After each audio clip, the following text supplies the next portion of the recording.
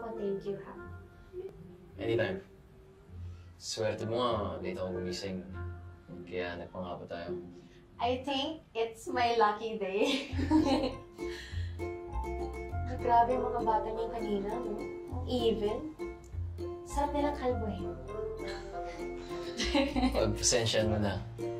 Gano'n rin naman tayo dati. Parang hindi naman. Hindi ka naman ganyan ng bata tayo, ah. Knight in shining armor ka nga eh. Gusto ko. Hindi, ano? Oy, hindi. I mean, sa mga kaibigan natin noon, yun. Weh, binasted mo ako nung second birthday party mo kasi sabi mo, uhugin ako. Lo? Loy, hindi ako yun, ah. Ba't ko naman sasabihin yun sa'yo? Sino ko yun? Tanong pa si Princess. Nandun siya sa party mo. Kasi kung close tayo dati noon, mas close kayo, di ba?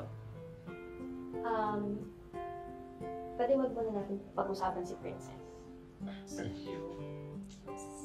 Sorry. Apology accepted.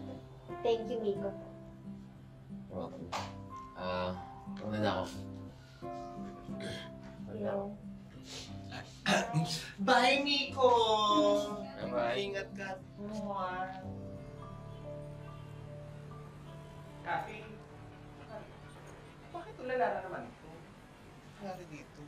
Hoy, Laika, wala ka bang balak palitan yan? Hindi na daw kasi hindi na rin maliligo si Laika.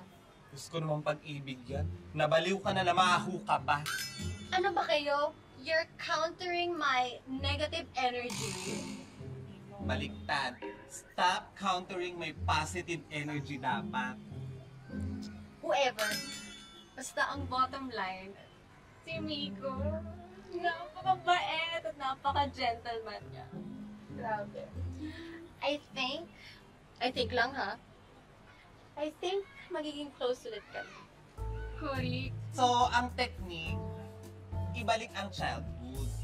Oh, in fairness, naalala ni Miko na binasad mo siya dati. OMG! OMG! OMG! Ibig ba sabihin ito? Ibig ba sabihin ito? Habang hair ko. Oh. Yes na yes, Mi, ang haba ng hair mo. Dahil ikaw ang una at talagang crush ni Miko ng mga bata pa kayo. So, ibig ba sabihin ito? Muling ibalik ang tamis ng baby love? Yan, tama. It's not a lost cause, me. Lost cause? Bakit? Pero huwag ka mag-alala, Mi. Gets na gets ka namin dahil support ka namin all the way. Dahil may pag-asa kay Miko.